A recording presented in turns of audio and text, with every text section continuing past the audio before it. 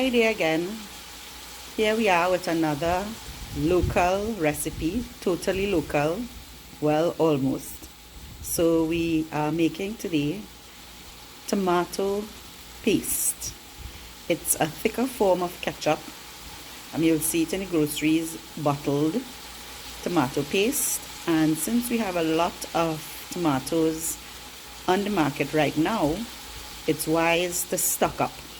So you can freeze tomatoes, you can make salsa, you can make pasta sauce. But today we want to make some tomato paste. So we're going to take 5 pounds of tomatoes, cut them into quarters, and put them in a large pot on a low heat. Add 2 tablespoons of oil and leave it to simmer until they are totally soft. So we're going to cover this and leave it to simmer, and we're going to check back on it in a little bit. So here we have our tomatoes simmering nicely in its own juices. After 10 minutes, they're pretty soft, but not totally soft. The idea is not to dry out the water at this stage, but to keep the heat low so that it continues to cook in its own juices until all the pieces are soft enough so that we can then pass it through a sieve or strainer if you are fortunate to have a food mill, because we need to remove the seeds and skin and pieces of pulp to get a really smooth paste.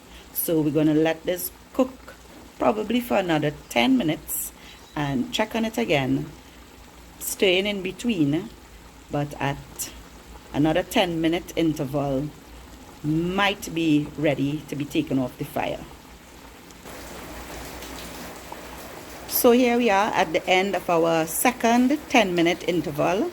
For the past 10 minutes I've been stirring, occasionally crushing, mushing, kind of smushing some of the bits and pieces that were left, and we'll see we've gotten to a stage where we have a nice soft soupy looking start up to our tomato paste.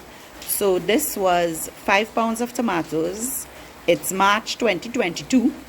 I'm telling you the date because if you look at this in years to come, anybody coming across it, they'll know when we made it.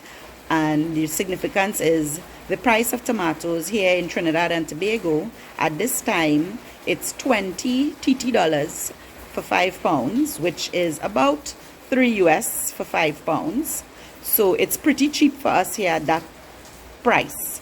Actually, these came from my garden, so I didn't even have to pay for this.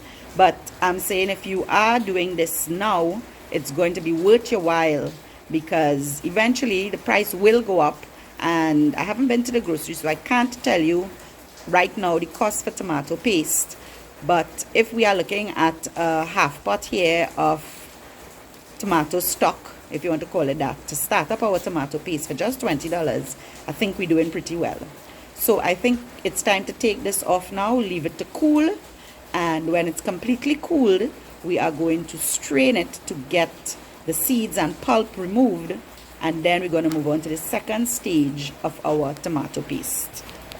So our tomato paste start up here. I am using a long time wooden swizzle stick because we don't want to use a blender or a bullet or any other kind of mechanical device that's going to crush or blend the skin. We want to strain that off. So I'm just doing this so that the extra pulp will be smushed in. We don't want to really waste anything, right? So we don't want to put it in a blender or a bullet or anything like that, because we don't want the seeds to be minced. We want to strain that off when it gets totally cool, right? So this will just mash completely any other little bits and pieces so that you know you won't be wasting your pulp. Okay, so now we are going to strain off the sauce and separate out the skin and seeds. So you could use a simple strainer. If you have a metal one, that may work better. If you have a food mill, if you're a professional chef and you probably have a food mill, you can use that, but a strainer and a spoon works just fine. Right, so you see all of this that's coming out is basically just the skin and seeds. Right, so we didn't process this, we didn't blend it, because we didn't want to put this into our puree sauce.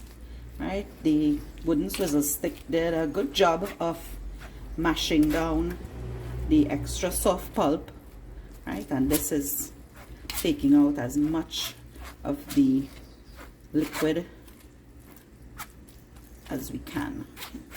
Right, so it's just to continue doing this until we've used up all our, right, so you see the sauce underneath there, nice and thick. Right, and then we're going to put this in the oven to further reduce. Now we have to add 1 teaspoon of salt, and we are going to add the juice of 1 lime. So I like to make sure and kind of roll my lime a little bit to get it nice and soft. We get out all the juices, and then we're going to just add the juice of 1 lime.